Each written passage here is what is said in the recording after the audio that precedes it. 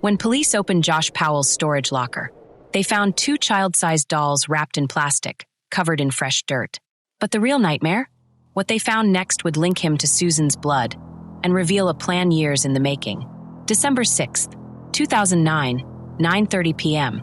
A freezing Sunday night in West Valley City, Utah. The temperature's dropping to 14 degrees. Inside a quiet suburban house, Susan Powell helps her 2 little boys, Charlie, just 4 years old, and 2-year-old Braden, into their dinosaur pajamas. She kisses their foreheads, whispers "I love you," and walks downstairs. She's never seen again. No screams, no shattered glass, just a front door left slightly ajar, like someone stepped out for a moment and meant to come back. When police arrive, they find Susan's purse on the counter, her cell phone charging beside it, her coat hanging in the closet. Even her car sits untouched in the garage. But Susan, gone, vanished into the icy dark. And the only person who claims to know what happened? Her husband, Josh Powell, the man who should have been her alibi. He'd taken their boys on a sudden midnight camping trip in the desert during a snowstorm. He says Susan was home when they left. But here's what he doesn't say. The campsite he described? No footprints in the snow. No tent marks. No campfire ashes. Just miles of frozen emptiness. This wasn't a missing persons case. It was the first thread in a nightmare. And when you pull it, the whole story unravels. Josh Powell sat across from detectives. Calm. Too calm. He laid out his story like a script. Around midnight, I woke Charlie and Braden, just 4 and 2 years old, bundled them into the minivan, and drove 30 miles west. We camped in the Simpson Springs desert. Susan was asleep on the couch when we left. When we got back at 5:30 a.m., she was gone. On paper? Plausible. In reality, a blizzard was raging. Temperatures plunged to minus 10 degrees Fahrenheit with wind chill. Snowdrifts buried roads. Ice glazed the highway. Yet Josh claimed he'd taken toddlers into that wasteland in pitch darkness to stargaze. Police rushed to the campsite. What they found or didn't find shattered his story. No tire tracks in the snow leading to the site. No footprints around the frozen ground where a tent stood. No broken branches for a campfire. No thermal signatures on satellite scans. Just miles of untouched white silence. Josh's father Stephen backed his alibi. They love camping in storms. But Susan's family knew the truth. Her father Chuck begged Josh, "Take a polygraph. Clear your name." Josh's response? "No." Then he lawyered up. That refusal wasn't just suspicious. It was a confession in silence. Because while Susan's parents plastered missing posters in the blizzard, Josh was already draining her bank accounts. Logic was screaming. No one takes babies into a killer storm unless they need an excuse to be nowhere. As weeks turned into months with no sign of Susan, the police dug deeper.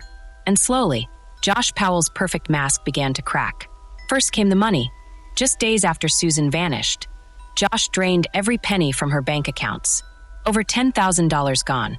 Then, detectives uncovered something darker. Josh had taken out 6 life insurance policies on Susan, totaling $1.5 million. He'd signed them just months before she disappeared. The payout condition? Death by accident or homicide. But Josh wasn't done. On December 10th, 2009, 4 days after Susan vanished, Josh walked into a pawn shop. He sold Susan's wedding ring, the gold band she wore when she promised him forever. He sold it for $250. Then came the journals. When police searched Josh's computer, they found hundreds of pages of secret writing, page after page of rage, paranoia, and delusion. He called Susan a demon, said she was poisoning their boys. He ranted about the end of the world and claimed God told him to cleanse his family. In one entry, he wrote, "Susan is Lucifer's daughter. She must be destroyed." Friends came forward with stories. How Josh controlled every dollar Susan earned. How he'd scream at her for buying the boys a $3 toy. How he'd lock himself in the basement for days, blasting heavy metal music. How he'd tell Susan, "You're worthless. No one else would want you." But the most chilling twist came from Susan herself. Months before she vanished, Susan had given a sealed letter to her best friend. She made her promise, "Only open this if something happens to me." Inside was a confession. "Josh is getting worse. He throws me against walls. He tells the boys I'm evil. Last night he put his hands around my neck and hissed, "I could make you disappear. If I die, it may not be an accident. Remember, Josh is not what he seems." Susan saw the monster. She named him, but no one listened. Why? Because Josh played the part. To neighbors, he was the grieving husband, passing out flyers, pleading on TV for Susan's return. To his church, he was the devout father, quoting scripture, asking for prayers. To police, he was the helpful partner, volunteering search ideas, smiling through interviews. But behind closed doors, he was erasing Susan. He threw out her clothes, deleted her photos, told the boys, "Mommy abandoned us." And when police confronted him about Susan's letter, he shrugged. She was crazy, depressed. She made it up, but the evidence piled up. Phone records showed Josh drove to the middle of nowhere the night Susan vanished. A neighbor saw him hosing off his minivan at 4 a.m. in freezing December. Forensic tests found Susan's blood in the house.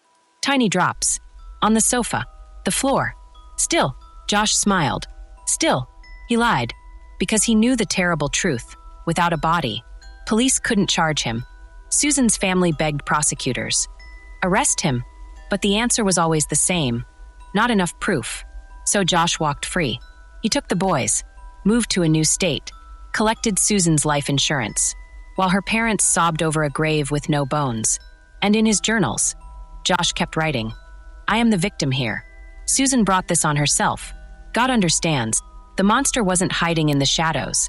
He was smiling in the sunlight, and Susan knew it all along." As police dug into Josh's lies, they found someone worse hiding in plain sight, his father, Stephen Powell. While search teams scoured deserts for Susan, Stephen sat in his Washington home, in a dim basement room. He clicked record on a video camera pointed out his window. The lens focused on the house next door, where Susan lived. For years, Stephen had filmed her, through cracks in blinds, over backyard fences, even through her bathroom window. He recorded Susan brushing her hair, changing clothes, playing with her boys, sleeping. Hundreds of hours of footage, saved on hard drives labeled Susan Private. But that was just the start. When police raided Stephen's house in 2011, they found 10,000 plus photos of Susan, her sisters, and her friends, stacks of journals filled with Stephen's handwriting. Susan's skin glows when she sweats. "I dream of her in red lingerie. She wants me, I see it in her eyes." A shrine, Susan's used makeup wipes, nail clippings, and a lock of her hair in tiny plastic bags. Stephen wasn't just watching. He was hunting. Susan knew. In her secret diary, she wrote, "Stephen stares at me like I'm food. He accidentally walks in when I'm showering. He smells my pajamas when I'm not looking. I feel dirty just being near him." She begged Josh, "Make him stop." Josh laughed. "You're imagining things." Because Josh and Stephen shared everything. Police found letters between them. Stephen wrote, "Susan is a whore who corrupts your boys. Remove her. God commands it." Josh replied, "I'm working on it. Patience." When Susan vanished, Stephen gave Josh an alibi. He lied to police. He told reporters, Susan ran off with a drug dealer, all while hoarding videos of her. At Stephen's trial in 2012, prosecutors asked, "Why did you film her?" He smirked. "I'm an artist. She was my muse." The jury convicted him in 20 minutes. Voyeurism, stalking, for years in prison. But as investigators dug deeper, a terrifying question emerged. What did Stephen know about Susan's disappearance? In jail, he hinted at secrets. "I know where she is, but I'll never tell." He wrote to Josh, "Stay strong. We did the right thing." Police found maps in Stephen's basement. Utah canyons circled in red, mine shafts marked deep, remote desert roads labeled NO cameras. They searched every spot, dug, drilled, lowered cameras into dark holes. Nothing. Susan's father, Chuck, confronted Stephen in prison. "Where is she? Just tell us where to find our daughter." Stephen smiled. "Rotting, like she deserves." In 2013, Josh's brother Michael, Stephen's son, sat down with police. He'd found a note from Josh. "Dad helped me. Susan's gone forever. Burn this." But when they went to question Stephen, he clammed up. "Talk to my lawyer." He spent his prison years writing poems about Susan, sending creepy letters to her sisters, filing lawsuits demanding his art, the stolen videos, be returned. Then, In 2018, Stephen Powell died alone in his cell. Heart failure. He took his secrets with him. The videos? Destroyed by court order. The maps? Led nowhere. The letters? Just riddles in a madman's handwriting. But Susan's family knows the truth. Stephen didn't just watch. He enabled. He encouraged. He knew. And in the end, he protected a killer while jerking off to his victim's shadow. Susan's father, Chuck Cox, refused to let her become a ghost. While police chased dead ends, he hired private investigators. He followed Josh's moves, his credit card bills, his secret routines. In 2010, Chuck's team traced Josh to a storage unit in West Valley City, Utah, just miles from Susan's empty home. Unit 347. Josh paid cash, visited alone, never told a soul. Chuck got a court order. On a Tuesday morning, cops cut the lock. Inside, darkness, dust, and the smell of wet earth. Against the far wall, 2 child-sized dolls lay wrapped in thick black garbage bags. Heavy-duty contractor bags, the kind used for debris, or bodies. Police peeled back the plastic. Doll 1, a girl with blonde yarn hair. Pink dress stained brown. Doll 2, a boy in blue overalls. Mud caked in its plastic eyelashes. Both were buried under a pile of dirt-crusted tarps. Fresh dirt, like they'd been dug up from somewhere and hidden here. But the horror didn't stop there. Scattered around the dolls, a shovel with dried mud wedged under its blade, rubber gloves smeared with soil, a folding knife tucked inside a Ziploc bag. And then the forensics team spotted it. On the concrete floor near the dolls, 3 tiny, aged drops of blood. DNA tests came back weeks later. It was Susan's. Suddenly, the dolls weren't just creepy. They were evidence. What were they for? Theory 1, rehearsal. Did Josh bury these dolls somewhere remote? A test run for hiding Susan? Digging the grave, hauling the weight, seeing how the dirt settled. Theory 2, trophy. Were they symbols? The boy doll for Charlie, the girl for Braden, the buried blonde doll. Susan, a shrine to what he'd done. Theory 3, distraction. Maybe Josh wanted them found. A twisted red herring to waste police time while Susan's real grave sat undisturbed. When detectives confronted Josh, he didn't flinch. They're just old toys. I stored them for the boys. But his alibi crumbled. The boys hated dolls. Susan's journals said they screamed when given one. The storage unit? Rented in December 2009, days after Susan vanished. The dirt? Matched soil from Utah's remote Pony Express trail, where Josh claimed he'd gone camping that night. Chuck Cox stood outside Unit 347, shaking. He knew. This is where Josh hid his secrets. His practice. His proof. Police scoured the Pony Express trail. They brought cadaver dogs, dug trenches, scanned the earth with ground-penetrating radar. Nothing. Josh had covered his tracks too well. Years later, after Josh murdered the boys and blew up his house in 2012, investigators found a receipt in his ashes. Dolls Are Us. December 8th, 2009. 2 days after Susan vanished. He bought them with cash. The clerk remembered him. A guy in a baseball cap. Sweating.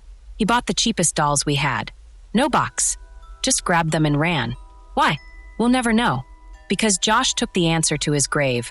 A grave he built himself in fire and gasoline. The dolls were burned as biohazard waste in 2013. The storage unit was bulldozed. But Chuck Cox still has nightmares about them. Those weren't toys. They were headstones. For a grave he never let us find. Susan's blood is the only witness left. And blood can't speak. Only scream. For 2 years, Charlie and Braden lived with their grandparents. Chuck and Judy Cox. They built Lego castles. Drew pictures of their mom. Went to therapy. They were healing. But Josh Powell had one last card to play. February 5th, 2012, 12:30 p.m. A social worker named Elizabeth pulls up to Josh's rented house near Graham, Washington. Charlie, now 7, and Braden, 5, bounce in the back seat. They'd just come from Chuck E. Cheese, a birthday party for Charlie. Ready to see Dad? Elizabeth asks. Braden grins. He promised pancakes. Josh opens the door halfway. His eyes are red.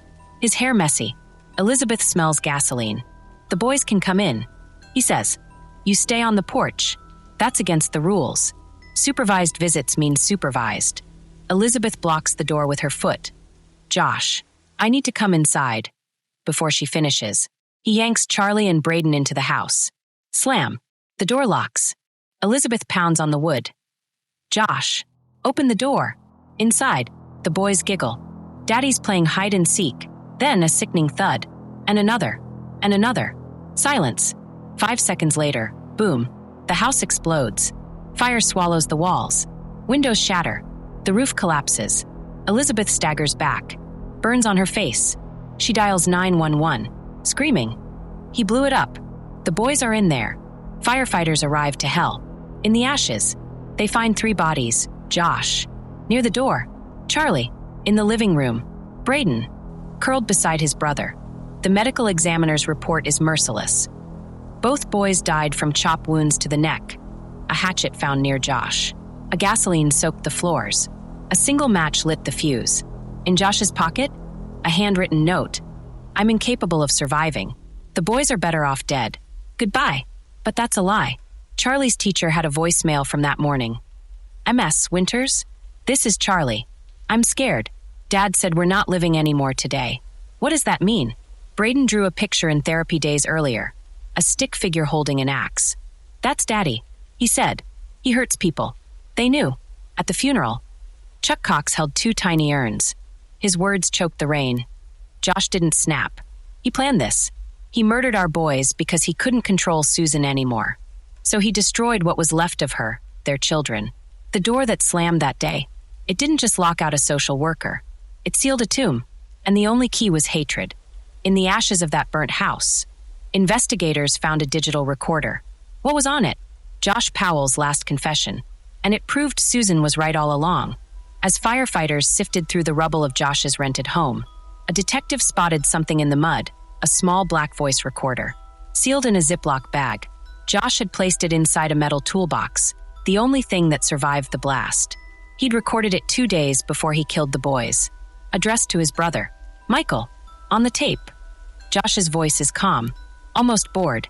Asterisk, hey Mike, if you're hearing this, I'm dead, and I need you to know the truth about Susan. I was with her when she died, but I didn't kill her. It was a curse, a demonic force that's haunted our family for generations. That night, it took her over. She grabbed a knife from the kitchen, started screaming she'd set us all free. I tried to stop her, but she stabbed herself, again and again. By the time I got the knife away, she was gone. So I did what I had to do. I put her in the car, drove out to the desert, buried her deep where nobody would disturb her. I never wanted this. But Susan, she brought the darkness on herself. Asterisk, then the recording cuts off. 3 problems with his story. No knife was ever missing from Susan's kitchen. Police inventoried every blade. Stabbing yourself multiple times is medically impossible. You pass out after the first wound. Susan's blood was found in her house, not a desert grave. Josh wasn't confessing. He was spinning one last lie. Blaming Susan. Blaming demons. Blaming anything but himself. His brother Michael played the tape for police. When asked if he believed it, he shook his head. Josh always lied when he was cornered. This was his final scam. Susan's family listened to the recording in silence. Her sister Denise said, he admitted he was there. He admitted he buried her. That's all we needed to hear. The rest, just the rantings of a coward. But without Susan's body, without Josh alive to prosecute, the case closed. Susan Powell remains missing. Josh's words didn't bring peace.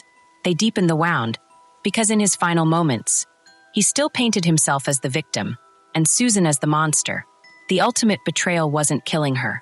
It was stealing her truth, and burying it with his lies.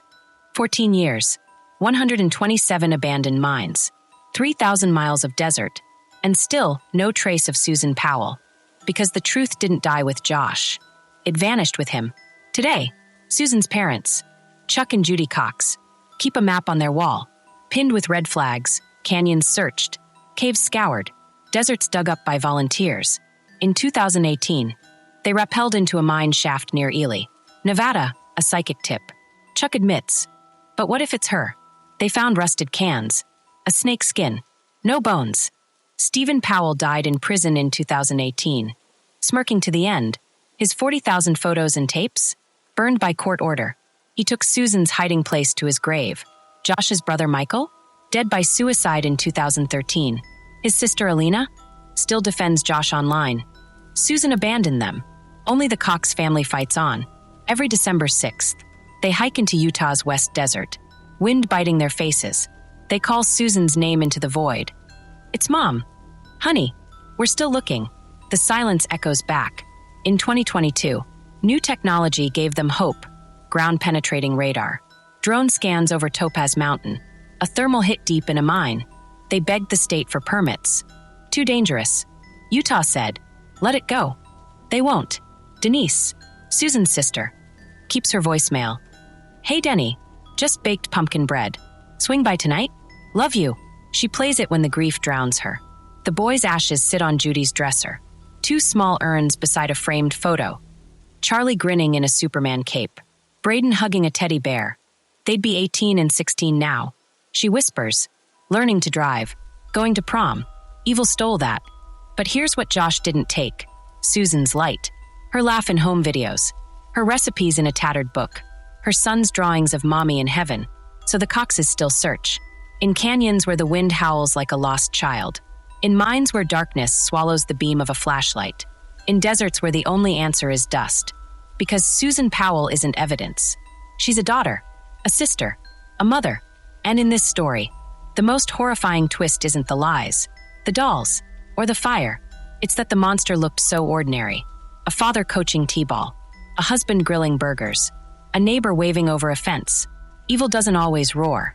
Sometimes it whispers, until it explodes.